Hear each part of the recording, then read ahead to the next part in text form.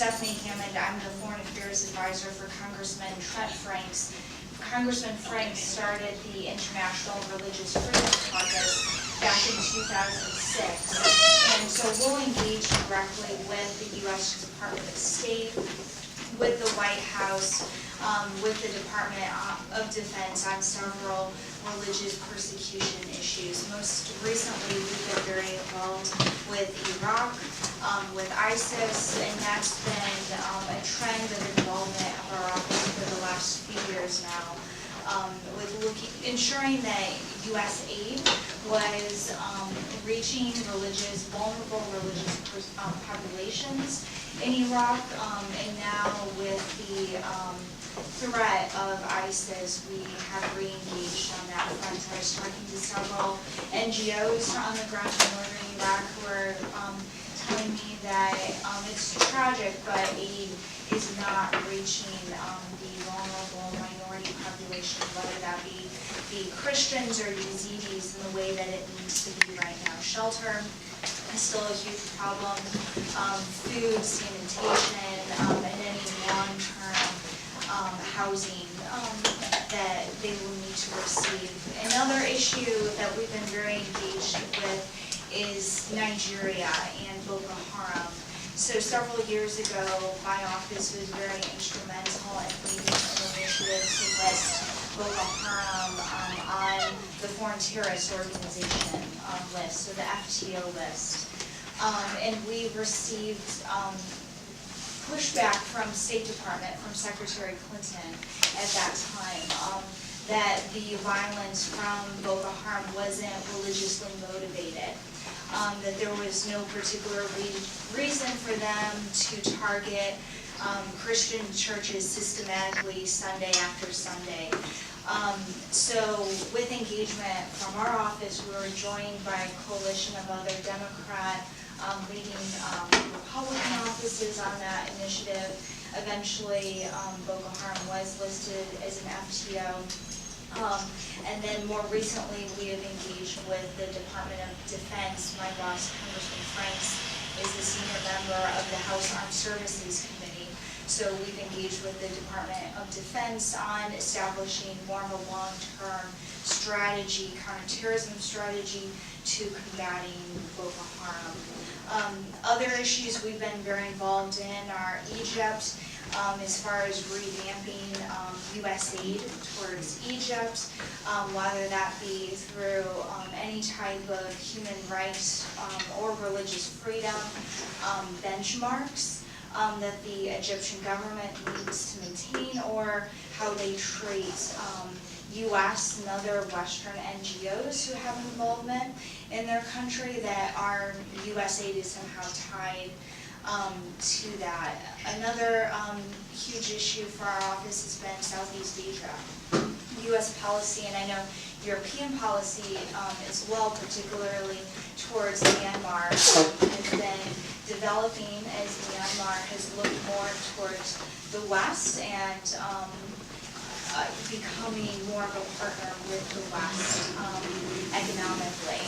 So with that, there have been many human rights concerns that my office has had, especially in engaging with the Burmese military at this point, with the Burmese military still being one of the primary human rights abusers of religious minorities, especially the Jin and Kachin Christians located along the periphery of Myanmar. So how U.S. engagement can proceed wisely with encouraging Burma to embrace further reforms, but then being cognizant of those human rights concerns, and how the optics of the U.S. military engaging publicly with a military at that forum.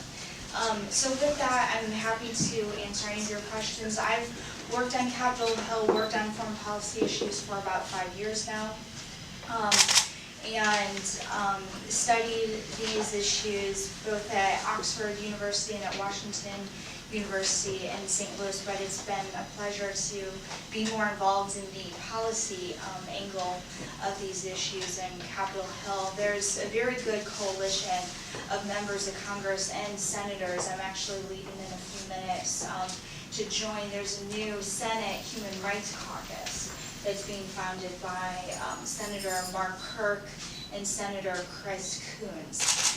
So that should be helpful in further collaboration with the Senate on some of these issues. Over on the House side, where my boss is a member, there is the Tom Lantos Human Rights Commission, which I'm sure you've probably heard of, and then the caucus I direct, the International Religious Freedom Caucus. So previously, there was a Human Rights Caucus over on the House side that Congressman Frank Wolf from Virginia was very instrumental on.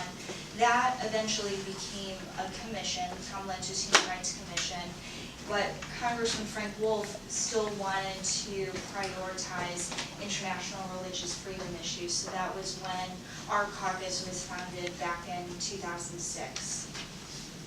Yes? Would you, thank you so much. My name is Johannes de Jong from the Christian Political Foundation for Europe. One of our members of the European Parliament is one of the two vice presidents of the intergroup in the European Parliament on the freedom of religion and belief. Would you be interested in getting in touch with him, because he seems to have more or less the same function in the European Parliament as your congressman and yourself have been working on in a similar group. So yeah, we would love that, and I can give you my contact info. If anyone would like my contact info, I have business cards up here with me, and feel free any follow-up questions. One example of bilateral partnerships with the European Parliament being productive, and I would like to increase those partnerships more in the future, is all of you have heard of the Miriam Ibrahim case in Sudan, the Sudanese woman who was charged with apostasy and adultery. On behalf of her Christian faith, we were instrumental in drafting a resolution in the U.S. Congress. Our resolution was passed in the U.S. Senate. Well, there was one, as you know, in the European Parliament that passed. There are many members of Congress and senators who had no idea the legal stages of the Ibrahim case. So once we heard word that there were voices within the European Parliament and there were action items being accomplished by European parliamentarians, I contacted the State Department and the appropriate foreign affairs committees in Congress, and they definitely took a step back and said, oh wow, we had no idea this was happening within the European Parliament. And what it did is it made them take our initiatives much more seriously. That we were being backed up by other Europeans in this case, where it just wasn't the American human rights advocates speaking out on behalf of this case. So there, unfortunately, will be other cases like that in the future, I'm sure. And it would be very strategic, I think, to partner on those fronts. well, hope to have 1 or 2 minutes and we can exchange cards and That would be wonderful, thank you. get it going. I think we have time for one more question, a Okay. short question and a short answer. Okay. Well, I just want to say I've worked with Stephanie now for many years, and she was Trent Frank's scheduler for a while. She has been an absolute delight to work with.